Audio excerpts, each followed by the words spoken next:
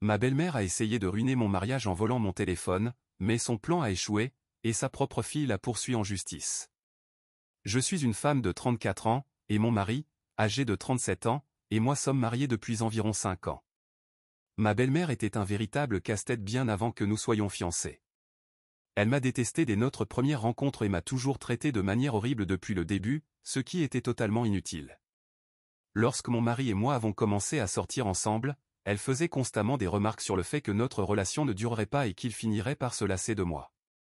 Cela a continué pendant 3 ans, et elle refusait d'abandonner l'idée que nous allions bientôt nous séparer. Cependant, à son grand désarroi, il m'a demandé en mariage et nous nous sommes fiancés. Son père, sa sœur, âgée de 35 ans, et son frère, âgé de 39 ans, étaient tous ravis pour nous et nous ont toujours soutenus. En revanche, sa mère était extrêmement amère et n'a fait aucun effort pour cacher sa déception. Elle a même exprimé son mécontentement devant tout le monde, ce qui était totalement absurde. À ce moment-là, j'y étais déjà habitué, donc cela ne m'a pas trop dérangé. Heureusement, le reste de la famille de mon mari est agréable et m'a toujours fait sentir la bienvenue. Mon mari est très proche de ses frères et sœurs, et il les adore. Il prend souvent leur défense lorsque leur mère devient insupportable. Ma belle-sœur est mariée, et ma belle-mère a également une relation difficile avec son mari, ce qui est malheureux, mais réconfortant de savoir que quelqu'un d'autre comprend ce que je traverse. Ma belle-mère a aussi rendu la planification de notre mariage extrêmement compliquée. Elle exigeait constamment que tout soit fait selon ses désirs, le lieu, la robe, le menu, le thème, et bien d'autres choses encore, ce qui a rendu la situation très stressante. À un moment donné, j'ai même envisagé d'annuler le mariage, car c'était trop pour moi. Mais finalement, nous avons surmonté ces épreuves, et le mariage s'est bien déroulé. Le jour de notre mariage, ma belle-mère a fait quelques remarques désobligeantes sur mon corps, mais ma mère et ma belle-sœur l'ont réprimandée et l'ont escortée hors de la pièce. À part cet incident mineur, notre mariage s'est très bien passé. Après notre mariage, j'espérais que ma belle-mère cesserait ses plaintes sur le fait que notre relation ne durerait pas, et que nous pourrions enfin nous entendre. Mais je me suis lourdement trompé. Elle ne pouvait pas se faire à l'idée que, un jour, mon mari se réveillerait et réaliserait que je n'étais pas assez bien pour lui, et qu'il déciderait de me quitter. Elle faisait souvent des commentaires sur le fait que mon mari méritait mieux, qu'il devrait être avec quelqu'un qui pourrait lui donner des enfants. Je suis infertile. Elle allait même jusqu'à suggérer des femmes avec lesquelles il pourrait me remplacer. Pour ceux qui s'inquiètent, mon mari me défend toujours lorsqu'elle fait des remarques désobligeantes. Il la remet immédiatement à sa place, et si les choses deviennent trop intenses, nous partons. Il refuse de la contacter tant qu'elle ne s'est pas excusée auprès de moi.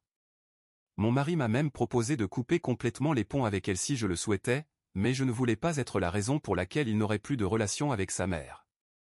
Nous ne voyons pas souvent ma belle-mère à cause de son comportement. Nous ne la rencontrons que lors d'occasions exceptionnelles comme les fêtes ou les anniversaires. Le week-end dernier, nous sommes allés chez ses parents pour célébrer l'anniversaire de son père. Tout le monde était présent, et nous avons passé un bon moment. Ma belle-mère a gardé son comportement habituel, mais nous avons fait de notre mieux pour l'ignorer et nous concentrer sur l'anniversaire. Nous sommes partis après la fête, et tout semblait bien se passer. Cependant, hier, mon beau-frère nous a appelés pour nous informer que ma belle-sœur envisageait de poursuivre leur mère en justice. Nous étions très perplexes et nous demandions pourquoi elle ferait cela soudainement. Il nous a alors révélé ce qui s'était passé lors de l'anniversaire. Ma belle-mère avait volé le téléphone de ma belle-sœur en pensant que c'était le mien. Elle l'a utilisé pour envoyer des messages à des hommes au hasard, dans l'intention de montrer ces messages à mon mari pour lui faire croire que je le trompais et qu'il me quitte. Mais elle ne savait pas qu'elle avait pris le mauvais téléphone. Ma belle-sœur a découvert ce qui s'était passé lorsqu'elle est retournée chez ses parents pour récupérer son téléphone. En demandant à son père de l'appeler, ils ont entendu le téléphone sonner dans le sac de ma belle-mère. La vérité a alors éclaté. Ma belle-mère a admis ce qu'elle avait fait, et ma belle-sœur a complètement perdu son calme. Elle l'a insultée et l'a menacée de poursuites pour vol d'identité et diffamation. Ma belle-mère est maintenant furieuse contre moi et m'accuse d'être responsable de tout cela, bien qu'elle soit celle qui a pris le téléphone. Elle a envoyé plusieurs messages vocaux à mon mari en me traitant de diable et en affirmant que c'est à cause de moi qu'elle a été poussée à agir ainsi. Mon mari a coupé toute communication avec elle et l'a bloquée sur tous les réseaux. J'ai également bloqué ma belle-mère. Elle a même essayé de m'appeler, mais cela n'a pas fonctionné. Ma belle-sœur, mon beau-frère et leur partenaire ont également cessé de communiquer avec elle. D'après ce que mon mari a appris de son père, ma belle-mère est en pleine crise.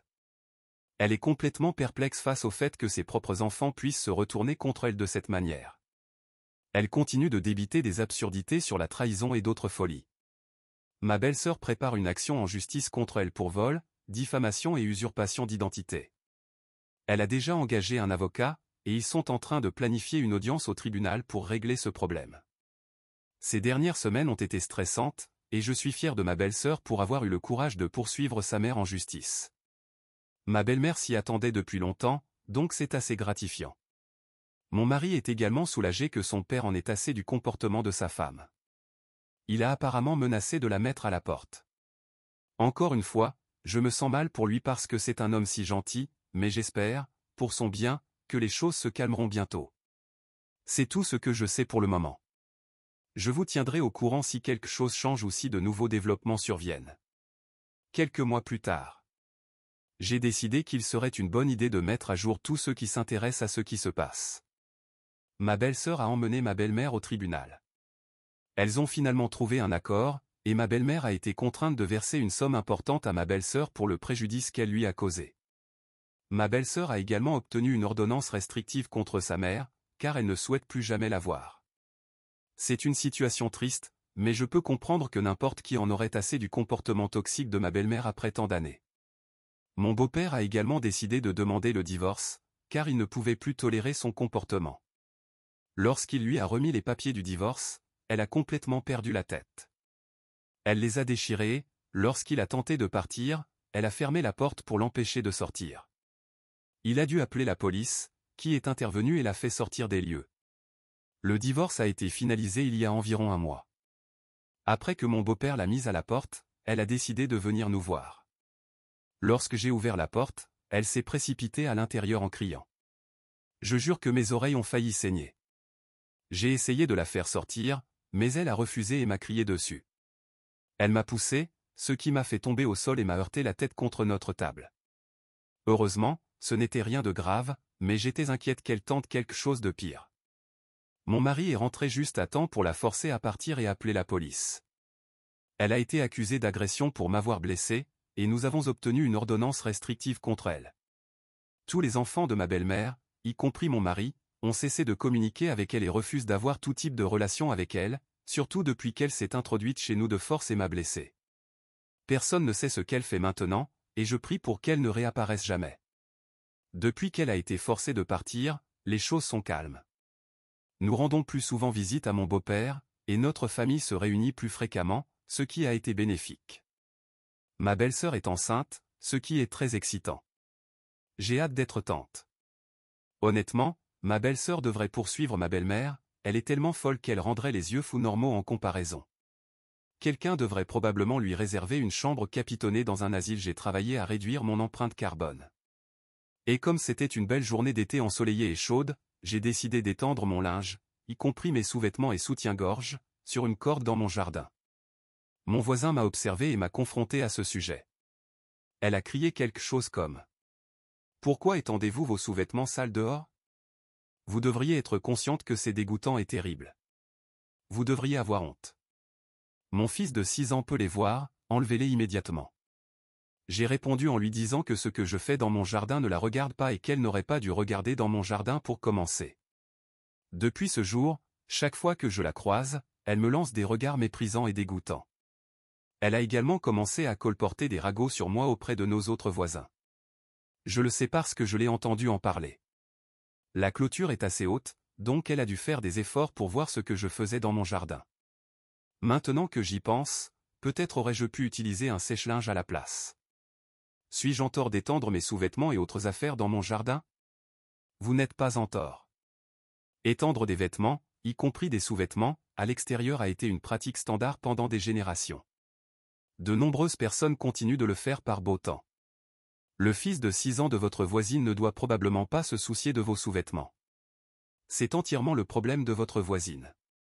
Bien que la modestie soit valorisée dans certaines communautés religieuses, votre voisine semble complètement hors de propos ici. Depuis l'invention de la lessive, les gens ont suspendu leurs vêtements pour les faire sécher. Elle ne peut pas dicter ce que vous faites sur votre propriété. Si vous souhaitez maintenir la paix et éviter d'avoir affaire à elle, vous pourriez suspendre un drap ou des serviettes pour obscurcir la vue de vos sous-vêtements. L'histoire de ma sœur. Ma sœur est mère de 4 enfants, Sloan, une fille de 14 ans, Shin, un garçon de 13 ans, Riley, un garçon de 7 ans, et Bria, une fille de 4 ans. Sloan et Shin partagent le même père, Robbie, le défunt mari de ma sœur. Robbie est décédé il y a 6 ans, et ma sœur a rencontré son nouveau mari, Shan, il y a 5 ans. Shan avait déjà Riley lorsqu'il a rencontré ma sœur, mais Riley manquait d'une figure maternelle dans sa vie, alors ma sœur a pris ce rôle. Riley l'appelle maintenant « maman ». Lorsque ma sœur et Shan se sont mariés, Sloan et Shin m'ont dit que Riley était le fils de leur mère et que leur mère et Shan le considéraient comme leur frère. Cependant, Sloan et Shin ne considéraient pas Riley comme leur frère. Ils m'ont également avoué qu'ils appelaient parfois Shan leur père, mais qu'ils ne ressentaient pas la même chose pour lui que pour Robbie. Ils m'ont demandé de ne rien dire à leur mère, car cela la rendrait triste et elle tenterait de changer leur avis. Je leur ai assuré qu'ils pouvaient me parler s'ils en ressentaient le besoin et j'espérais que les choses s'amélioreraient avec le temps. Au fil des années, ils m'ont confié qu'ils ne ressentaient aucun lien fraternel avec Riley, et plus tard avec Bria lorsqu'elle est née. Ils ne considèrent pas non plus Shan comme leurs parents, bien qu'ils l'appellent leur beau-père. Ils voient Shan différemment de Robbie et de leur mère. Il y a quelques semaines, Sloan a révélé la vérité lorsqu'elle a créé un album souvenir à la demande de son thérapeute. Sloan et Shin consultent des thérapeutes de manière intermittente depuis le décès de leur père. Ma sœur a lu l'album souvenir et a remarqué que Sloan n'y avait pas inclus Riley, Bria ou Shan, mais uniquement Robbie, Shin et leur famille élargie. Elle avait également partagé des détails sur sa meilleure amie. Ma sœur a demandé à Sloan et Shin pourquoi ils avaient fait cela, et ils lui ont expliqué ce qu'ils ressentaient. Plus tard, elle est venue me voir, disant que je ne paraissais pas surprise et me demandant pourquoi. Je lui ai dit que cela ne m'étonnait pas. Elle m'a alors répondu. « Tu savais, et tu ne me l'as pas dit ?» Elle m'a accusé de ne pas avoir été un bon frère, de l'avoir laissé croire que tout allait bien, alors que ses enfants construisaient des murs autour de leur cœur. Elle a également admis qu'elle aurait dû faire davantage pour équilibrer le temps passé entre ses enfants aînés et ses enfants plus jeunes. Je lui ai dit que les enfants ne voulaient pas qu'elle le sache. Et que je ne voulais pas qu'ils se sentent incapables de communiquer avec moi. Elle a affirmé que ce n'était pas une excuse et que j'avais échoué en tant qu'oncle pour les 4 enfants en permettant à cette distance de se creuser. Vous n'êtes pas en tort. La distance n'a pas augmenté, elle a toujours existé. Votre sœur a créé ce fossé en essayant de forcer les enfants à s'intégrer dans son idée d'une nouvelle famille parfaite. Elle les a poussés à ressentir ce qu'elle voulait qu'ils ressentent. Vous avez bien agi en leur offrant un environnement sûr pour se confier, et vous devriez continuer à le faire. Ils en auront besoin. Mon mariage d'Halloween. Ma femme et moi nous sommes mariés le samedi précédent Halloween et nous venons de rentrer de notre lune de miel. Cependant, nous ne parvenons toujours pas à nous mettre d'accord sur un problème survenu lors de la cérémonie. Nous avons toujours voulu un mariage d'Halloween, mais nous ne voulions pas nous marier un lundi soir pour plusieurs raisons. Si Halloween était tombé un samedi, nous l'aurions célébré ce jour-là. Pendant le mariage, une discussion a eu lieu concernant le fait d'organiser le mariage un jour de fête réelle. Ma mère a déclaré qu'elle n'aurait pas assisté si le mariage avait eu lieu le jour d'Halloween. Tout le monde était stupéfait et lui a demandé de clarifier ses propos. Elle a expliqué que, selon elle, les gens qui se marient pendant les jours de fête sont égoïstes. Je ne sacrifierai jamais Halloween et le fait d'aller chercher des bonbons pour mes sœurs, alors que vous auriez pu choisir n'importe quel autre jour. Elle a aussi ajouté que les enfants n'ont qu'environ 12 à 14 Halloween pour profiter de cette tradition, et qu'elle ne le leur enlèverait jamais pour personne. Ma femme et sa famille étaient mortifiées. Honnêtement, je n'étais pas surpris. Je savais qu'elle pensait ainsi, puisqu'elle avait déjà refusé d'assister au mariage de sa belle-sœur parce qu'il avait eu lieu à Halloween. Ma femme a répondu à ma mère en lui disant qu'elle était impolie et lui a demandé qui oserait dire cela devant la mariée. Elle a accusé ma mère de favoritisme et a affirmé que, si notre mariage était si peu important pour elle, elle pouvait tout simplement partir. Ma mère a répondu que ce n'était pas Halloween, donc cela ne posait pas de problème. Ma femme, encore contrariée, m'a demandé en privé de faire partir ma mère, mais j'ai refusé. À mes yeux, ma mère n'essayait pas de la rabaisser, elle exprimait simplement son point de vue. Je n'allais pas demander à ma mère de quitter mon mariage pour une situation hypothétique.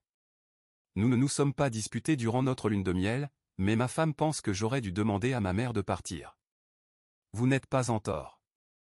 Votre mère exprimait simplement son opinion. Elle a même précisé que ce n'était pas un problème, car le mariage ne tombait pas le jour d'Halloween. Elle ne faisait pas preuve de favoritisme non plus, puisqu'elle avait déjà manqué le mariage de sa belle-sœur parce qu'il avait eu lieu à Halloween. Je comprends son point de vue. Je ne qualifierai pas les personnes qui se marient pendant les jours de fête de égoïstes, mais je comprends pourquoi elle souhaite préserver les souvenirs d'Halloween pour ses enfants.